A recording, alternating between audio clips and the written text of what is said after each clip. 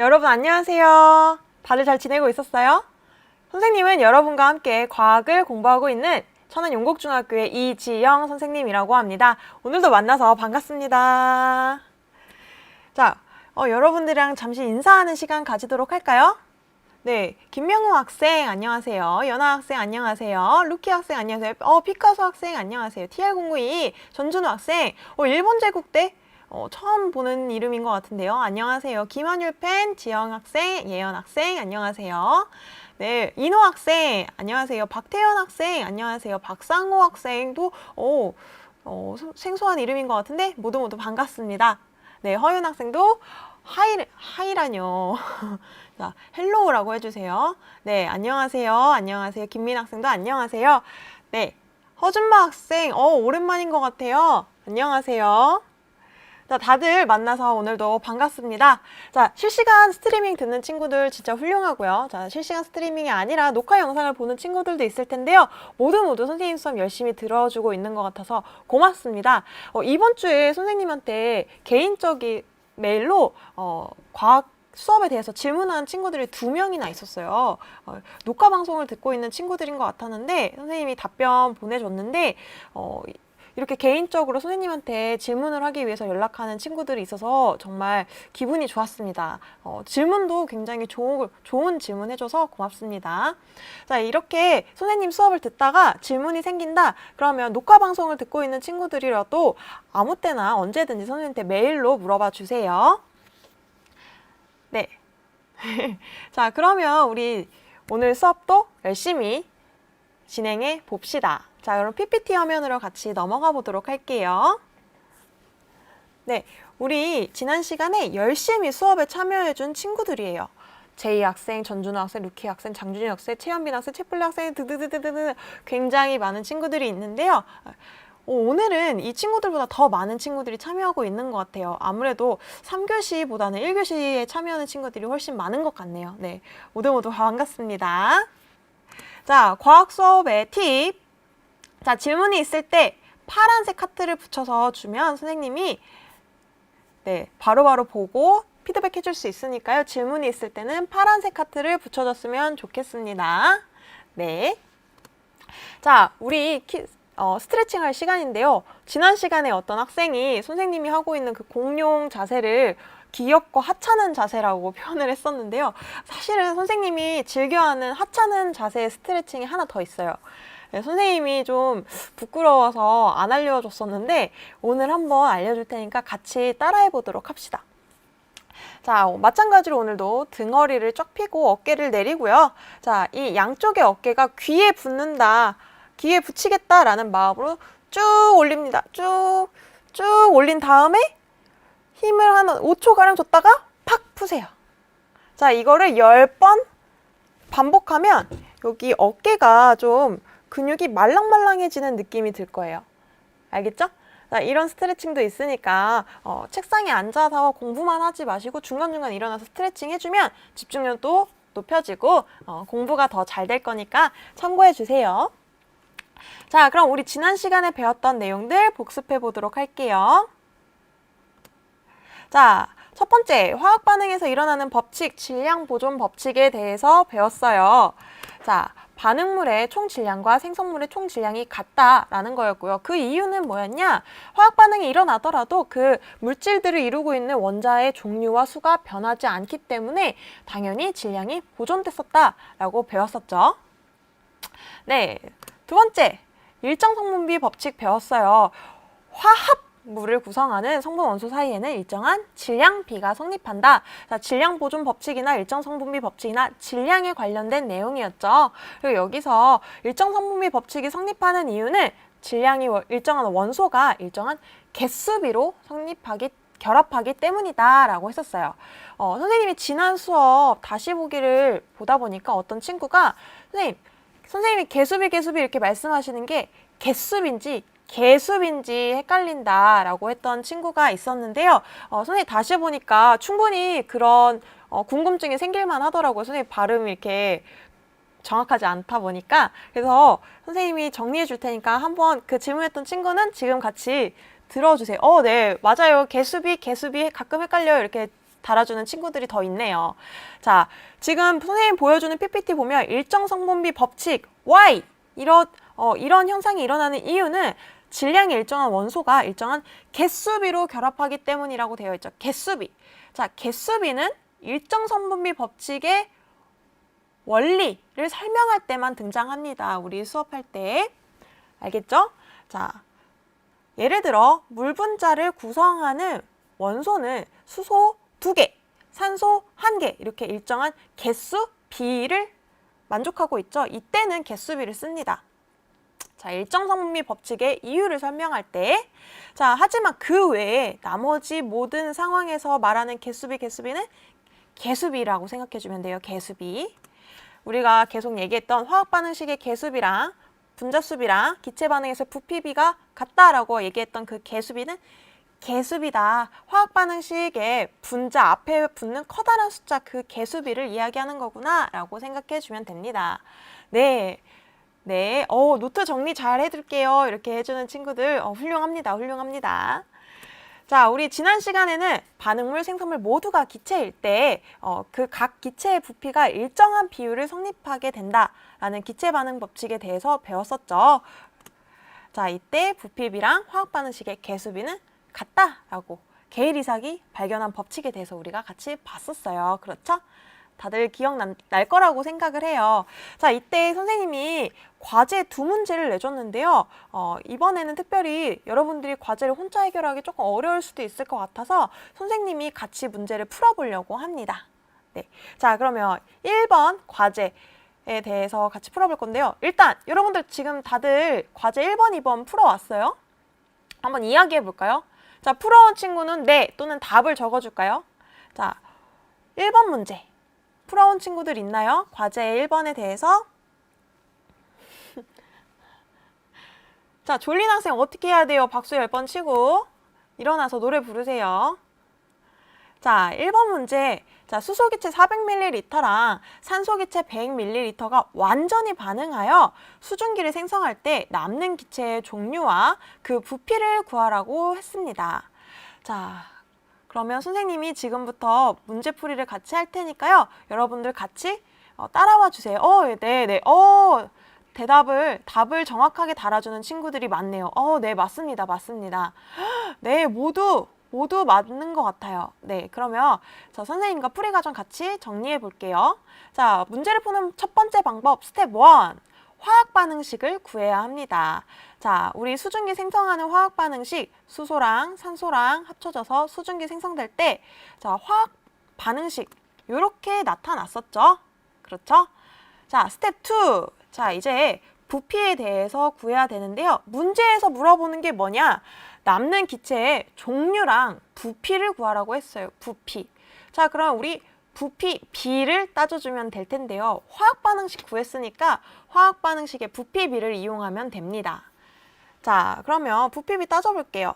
자, 수소 기체 대 산소 기체의 부피, 비 얼마? 네, 2대1이었죠. 2대1. 자, 이때 그러면 양을 한번 따져볼 건데요. 여러분들 수소랑 산소가 얼만큼 반응했는지를 따져볼 건데 안타깝게도 여기서는 어떤 기체가 남게 돼요. 이 기체가 어떻게 남게 되는지 구하는 게 좀 어려울 수 있어요. 같이 따라가 봅시다. 자, 첫 번째 이런 문제가 주어지면 어떻게 하냐? 일단 기준 하나를 잡아요. 자, 수소 기체 400ml가 다 반응한다고 해봅시다. 자, 여러분들 대답해 볼까요? 수소 기체 400ml가 다 반응하여 수증기를 생성한다면 산소 기체는 얼만큼 필요할까요? 수소 기체 400ml가 다 반응한다면 산소 기체는 몇 ml가 필요하죠? 자, 같이 대답해 볼까요? 수소 기체 400ml, 산소 기체는 얼마? 네, 제이 학생 가장 먼저 대답해 줬습니다. 200ml가 되죠. 네, 그런데 문제에서는 산소 기체가 얼만큼 있냐? 100ml밖에 없대요. 자, 수소 기체가 다 반응하려면 산소 기체 200ml가 있어야 되는데 문제에선 100밖에 없대요.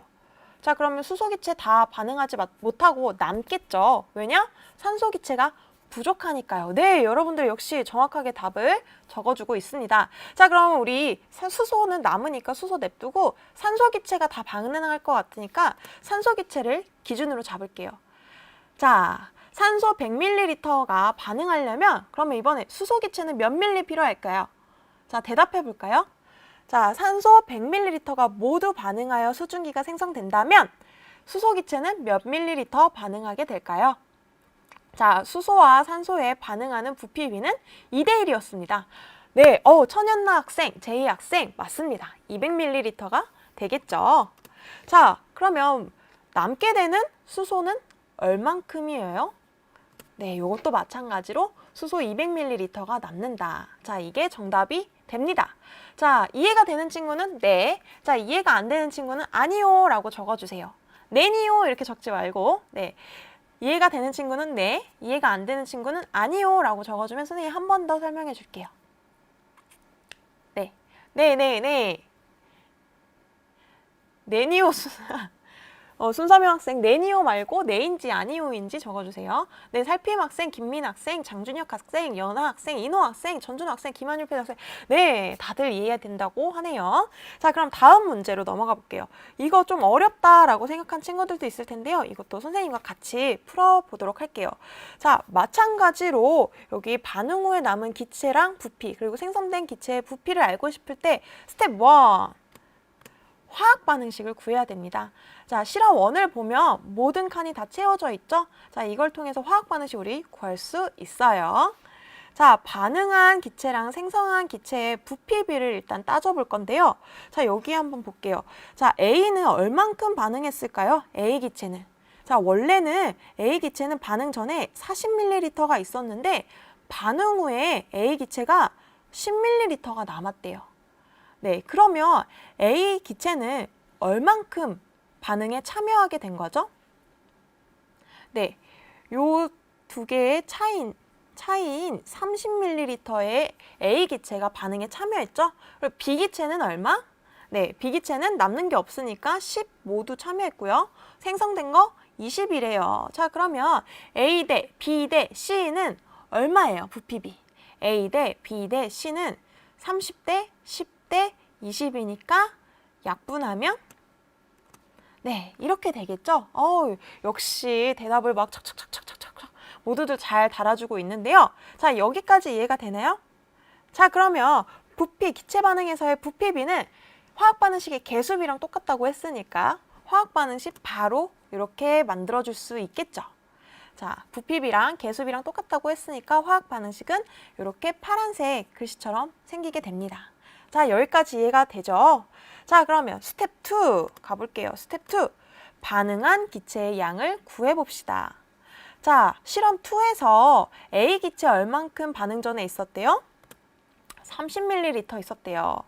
자, 그러면 이때 B 기체는 얼만큼 반응할까요? B 기체는 3대 1대 2라고 했으니까 B 기체는 네, 맞아요. 10ml 반응하게 되겠죠? 자, 그러면 반응 후 남은 기체의 부피. 자, 표에 빈칸 기억에 들어갈 말은 뭐겠어요? 자, 반응 후 남은 기체의 종류는 B이고 10ml가 되겠죠? 네, 맞아요. 모두들 대답을 훌륭하게 잘 해주고 있습니다. 맞습니다. 자, 그럼 니은. 자, 이때 생성된 기체 C의 부피는 얼마일까요? 자, 3대 1대 2라고 했으니까 당연히 20ml가 되겠죠? 그럼 정답은 몇 번이에요? 자, 선생님이 내준 과제에서 정답은 보기 4번이 됩니다. 네, 여기까지 다 이해가 되나요? 자, 마찬가지로 이해가 되면 네네네네네 이렇게 적어주세요. 네, 다들 정답을 잘 적어주는 것 같아요. 네, 준성 학생 안녕하세요. 현빈 학생도 똑똑해요. 자, 그러면 네, 다들 이해가 잘 된 것 같으니까 선생님이 오늘 수업 내용으로 넘어가 보도록 할게요. 네, 자, 넘어가도록 하겠습니다. 자, 우리가 오늘 배울 내용은 화학 반응, 화학 단원 1단원의 그 마지막 시간 화학 반응에서의 에너지 출입입니다. 자, 선생님이 오늘 배우는 내용에서 자주 나오는 예시 자료가 있는데요. 그 예시가 아는 형님의 그 고요 속의 외침에 정답으로 나왔던 편이 있더라고요. 선생님 이거 보면서 엄청 웃었는데 여러분이랑 같이 다시 보고 싶어서 사진을 가져왔고요. 같이 보면 참 좋은데 안타깝게 저작권 때문에 영상은 같이 못 보고 사진을 선생님 따왔습니다. 자, 엑소의 우리 카이님. 카이가 지금 문제를 맞추고 있는 사람인데요. 여러분들 지금 카이가 맞추고 있는 문제의 답이 뭘지 한번 맞춰보도록 합시다. 죽은 사람? 죽은 사람이 몸에 붙이는 거? 자, 이거 뭘까요? 죽은 사람?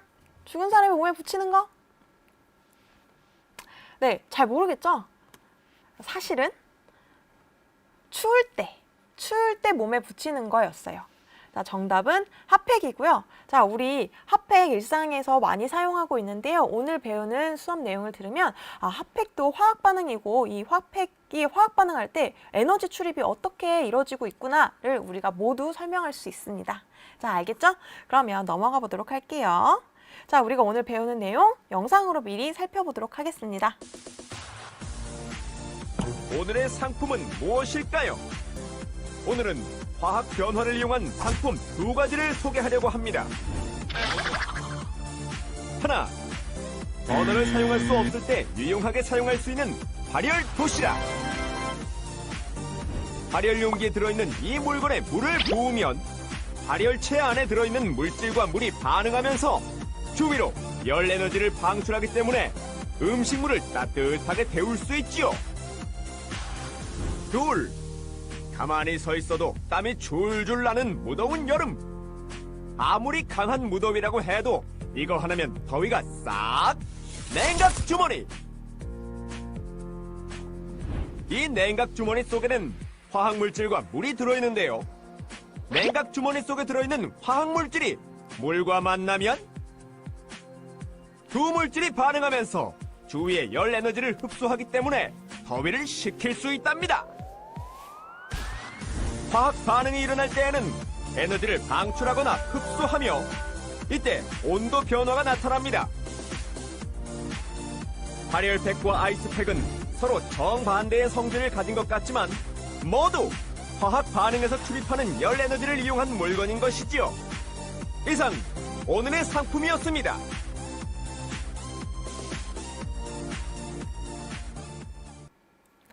네, 다들 잘 봤죠?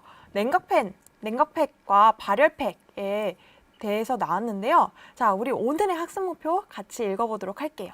자, 화학 반응이 일어날 때 에너지가 출입함을 설명할 수 있다가 오늘의 학습 목표가 됩니다. 자, 그러면 우리 내용 같이 진행해 보도록 할게요.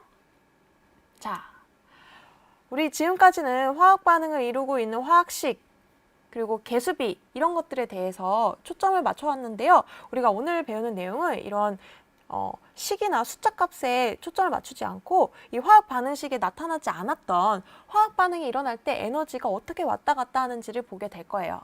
자, 여러분들 선생님 질문 하나 해볼게요. 선생님 3단원 수업 시즌 1에서 했었죠. 자, 그때 에너지에 대해서 선생님 설명을 했었는데요. 여러분들 에너지의 정의가 뭐였죠? 에너지의 정의. 네, 일을 할 수 있는 능력이었어요. 자, 선생님은 에너지가 있을까요? 없을까요? 네, 선생님은 많은 형태의 에너지를 갖고 있는데요. 열 에너지부터 일단 갖고 있죠. 자, 이렇게 어떤 물질들은 에너지를 갖고 있습니다. 그래서 당연히 물질의 종류에 따라서 에너지의 양도 다 다르겠죠. 그래서 화학 반응을 하고 있는 반응물과 생성물도 그 에너지의 크기가 다 다른데요.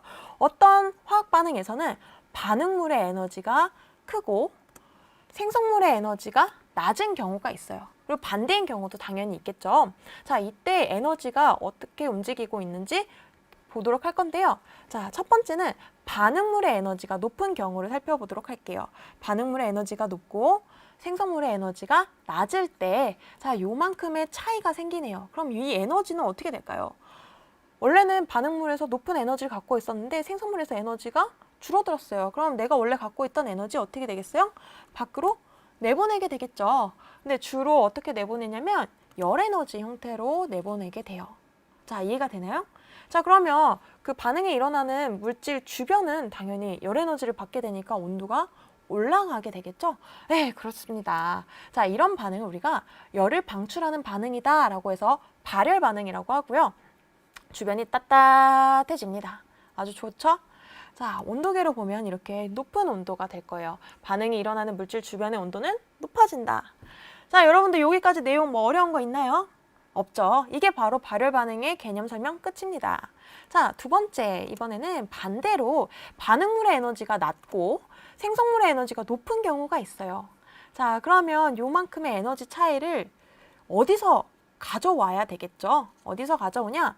주변에서 빼앗아 오는데요.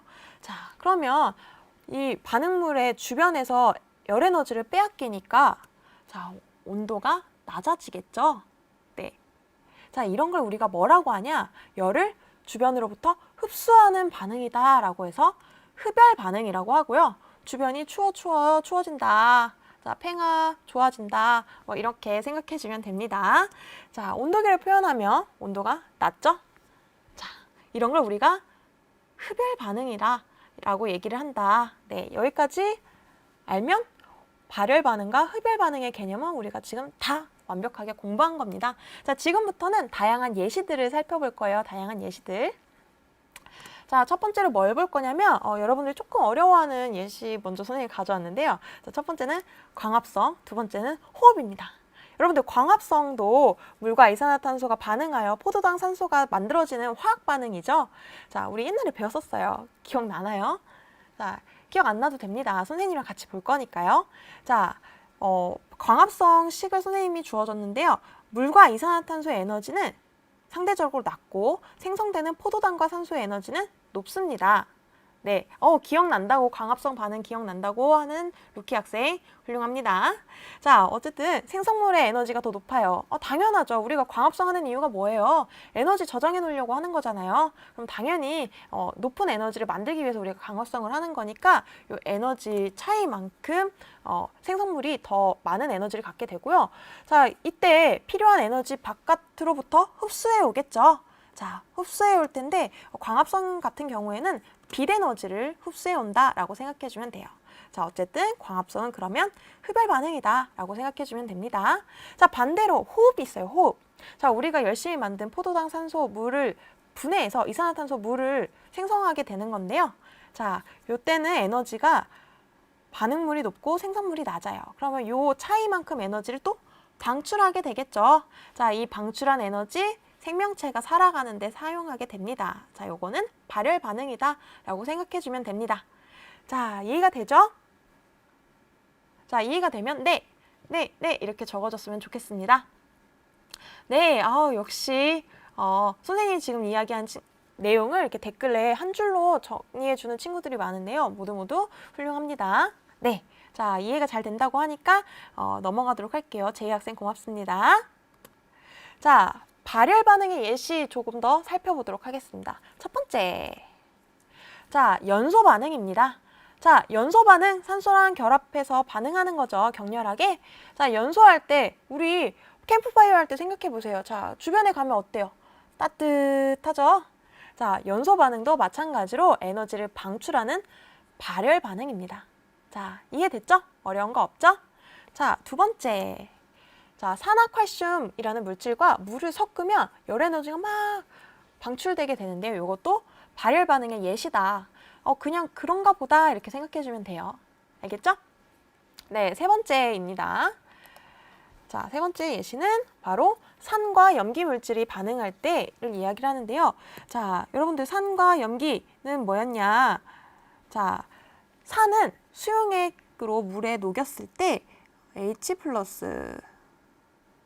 자, 수소 이온을 내보내는 물질을 우리가 산성을 띈다, 산이다 라고 표현을 하고요. 자, 반대로 OH-, 자, 수소산소, 수산화 이온을 방출하는 물질은 염기 물질이다 라고 이야기를 하는데요. 이때 이런 산과 염기 물질을 섞는 거를 우리가 중화 반응이라고 해요. 그리고 이 중화 반응이 일어날 때 중화열이라는 열 에너지가 막 방출하게 되는데요. 이것도 그럼 당연히 발열 반응이겠죠. 발열 반응입니다. 자, 그래서 선생님 이거 화학식 너무 이름 어려운데 다 외워야 되나요? 이렇게 질문하는 친구도 있을 텐데요. 팁을 하나 알려주자면, 자, 중화 반응일 때, 자, 산이에요, 산. 자, 반응 물질에 산이 있는 거. 자, 그럼 염기. 수산화 이온을 내보내는 게 염기라 그랬죠? 자, 반응 물질에 수산화가 있으면 됩니다. 자, 이렇게 수산화와 산, 이 명칭에 들어가 있으면 아, 이거 산과 염기 반응시키는 중화 반응이구나. 그럼 발열 반응이구나. 이렇게 생각해 주면 됩니다. 네, 지금 플라워스프링 학생이 철이 녹쓰는 건 발열 반응인가요? 이렇게 물어봤는데요. 네, 맞아요. 우리 연소 반응은 산소랑 격렬하게 반응하는 건데요. 자, 녹쓰는 거는 산소랑 천천히 오랜 시간 반응하는 거라고 생각해 주면 되고요. 이 철이 산화철로 바뀌는 이 녹쓰는, 부식하는 반응도 마찬가지로 발열 반응입니다. 조금 있다가 선생님이 다른 예시 또 보여줄 거예요. 자, 이번에는 실험 영상 하나 볼게요. 자, 황과 철의 반응입니다. 이것도 마찬가지로 발열 반응인데요. 자, 황과 철을 4대7의 비율로 섞고요. 자, 이때 비율은 부피비가 아니라 질량비여서 지금 철이 되게 적은 것처럼 보이는 거예요. 자, 반응이 잘 일어나게끔 가열을 시켜줍니다. 자, 가열을 시켜줍니다. 네, 댓글 보니까 역시 서로 물어보고 서로 대답해주는 학생 여러분들 진짜 보기 좋습니다. 훌륭해요. 네, 어느 정도 반응이 일어나기 시작하면 황과 철의 반응은 발열 반응이기 때문에 이제 더 이상 가열하지 않아도 스스로 막 빛과 열을 내보내게 돼요.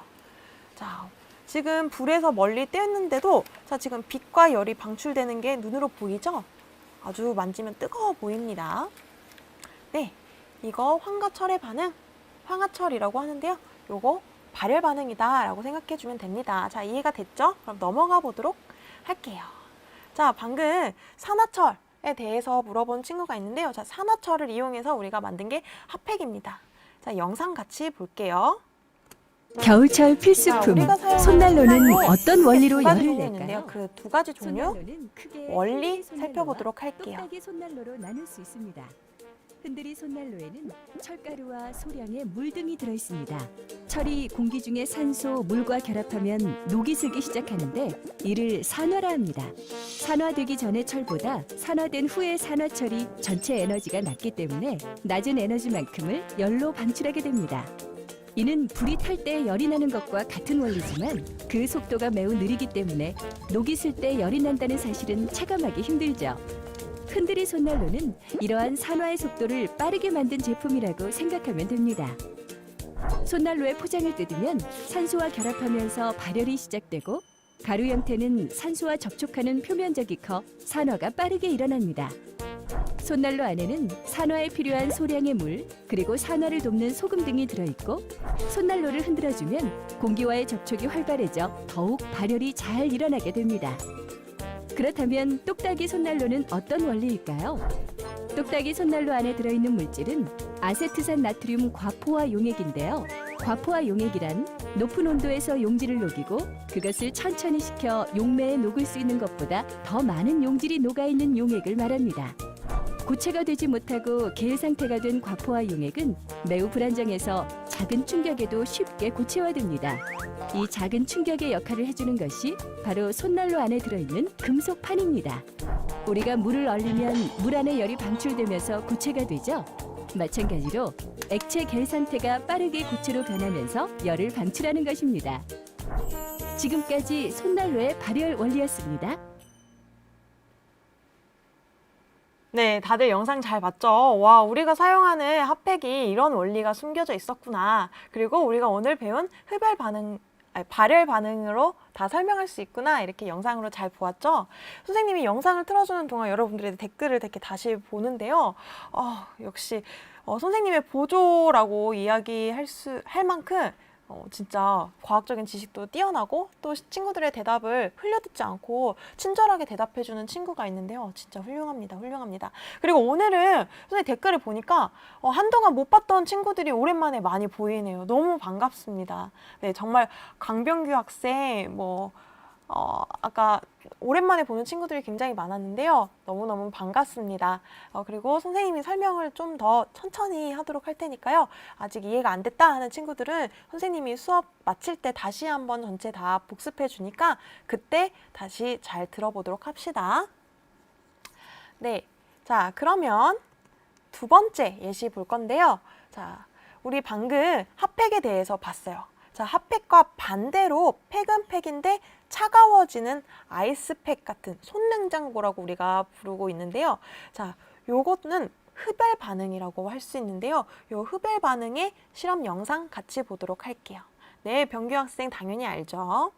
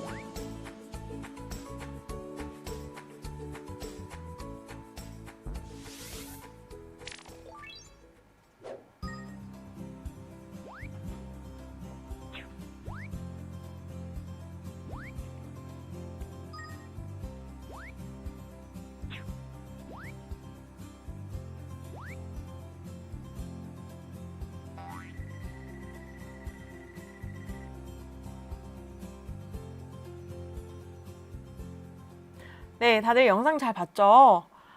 네, 지금 그러면 그 군인 식품인가 발열 도시락 전투 식량 이야기하는 것 같은데요. 선생님 아까 보여줬던 예시 중에 자, 여기 산화칼슘과 물 반응시키며 열에너지 방출한다고 되어 있죠? 네, 군인들이 먹는 전투 식량에 산화칼슘이 안에 들어있어요. 산화칼슘과 물이 들어있고요. 우리가 그 줄을 잡아당기면 산화칼슘과 물 사이에 있던 경계막을 우리가 치우는 거예요. 이 산화칼슘과 물이 만나게끔. 그럼 열이 발생하겠죠? 자, 그게 바로 발열 도시락의 원리입니다. 자, 그러면 다음 예시 볼게요. 자, 첫 번째. 자, 흡열 반응의 예시입니다.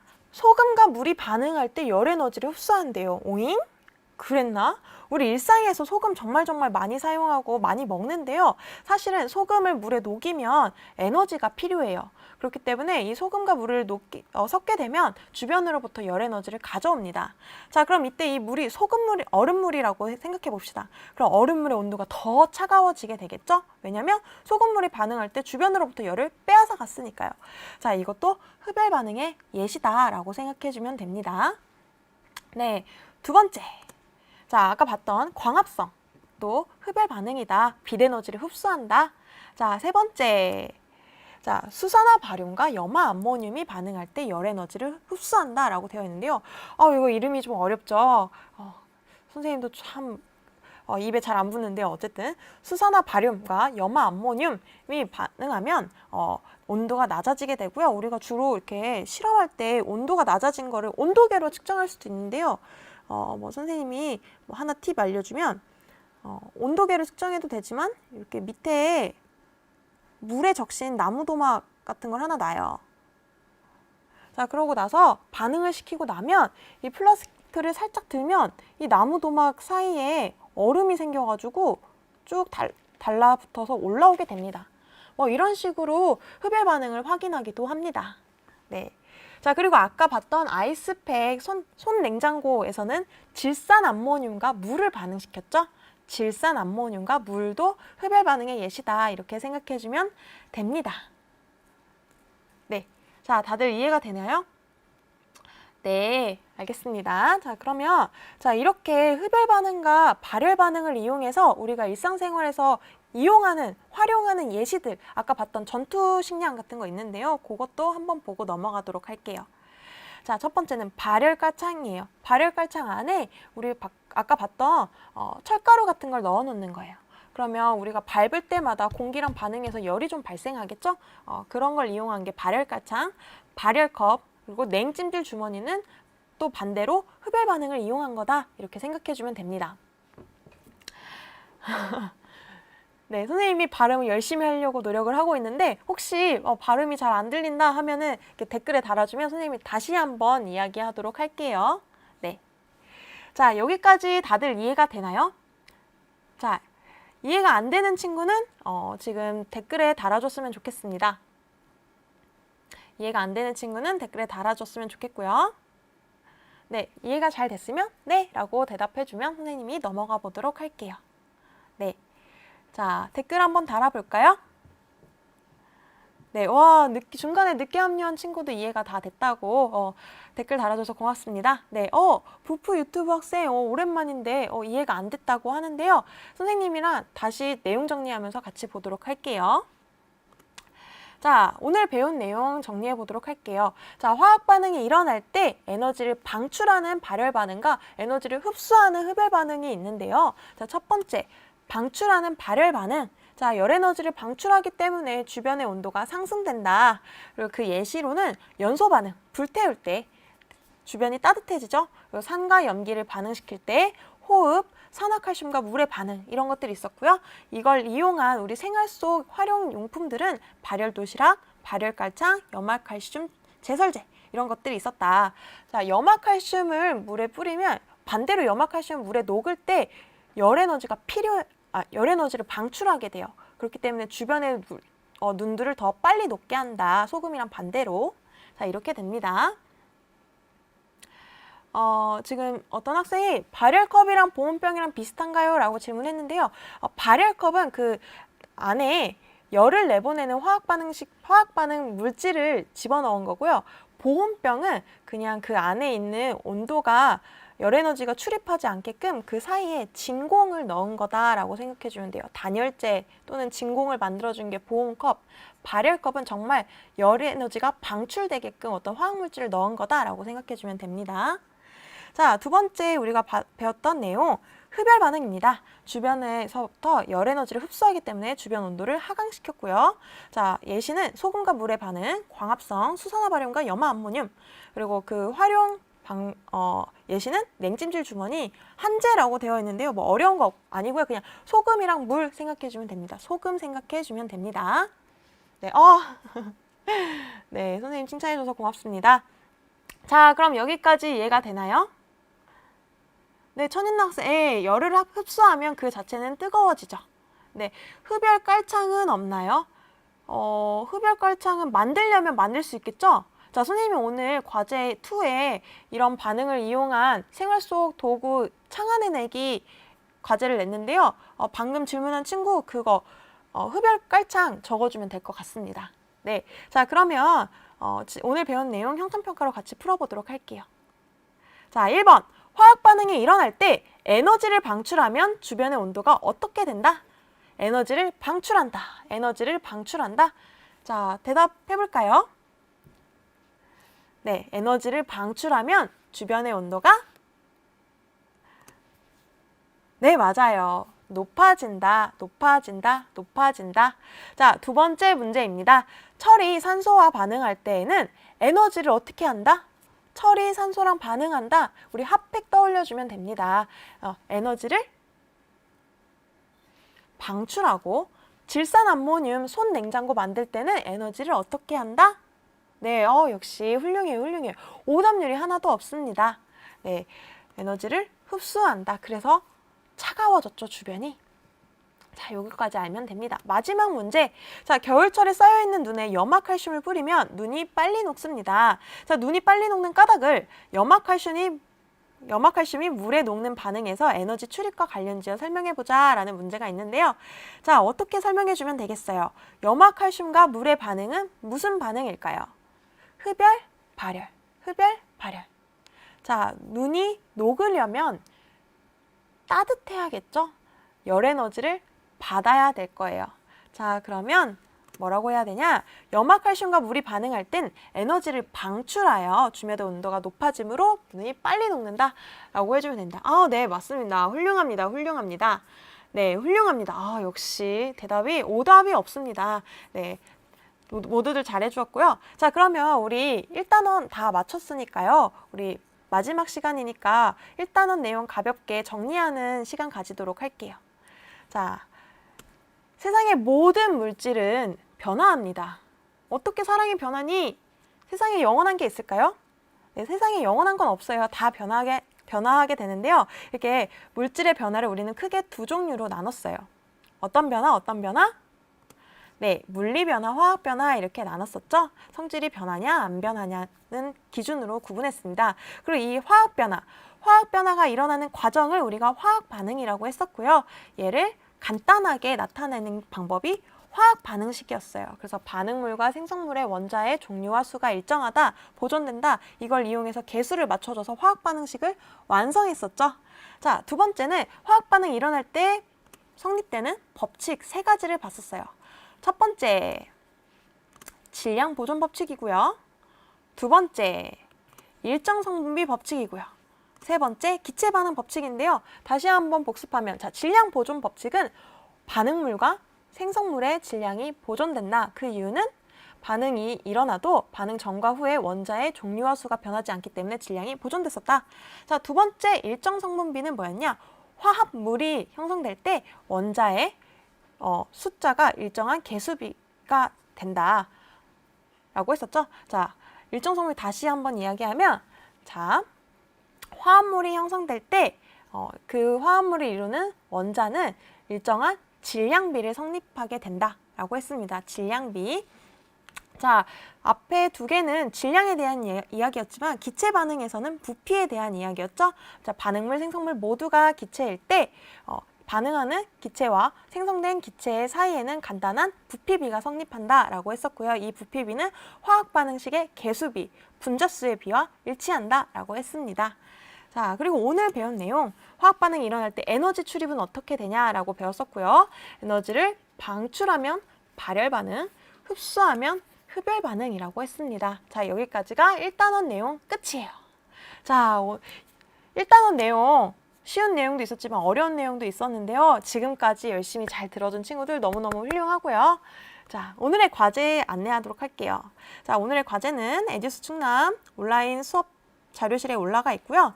자, 첫 번째 과제는 발열 반응과 흡열 반응의 예시 2개 이상 적기. 자, 두 번째는 화학 반응에서 에너지 출입을 활용해 생활 속에서 유용한 도구 창아내기. 그냥 어떤 물질을 이용해서 어떤 도구를 만들면 좋을 것 같다 이렇게 간단하게 적어주면 되고요. 과제에 예시 선생님이 제시해 줬으니까요. 그런 식으로 적어주면 됩니다. 간단하게.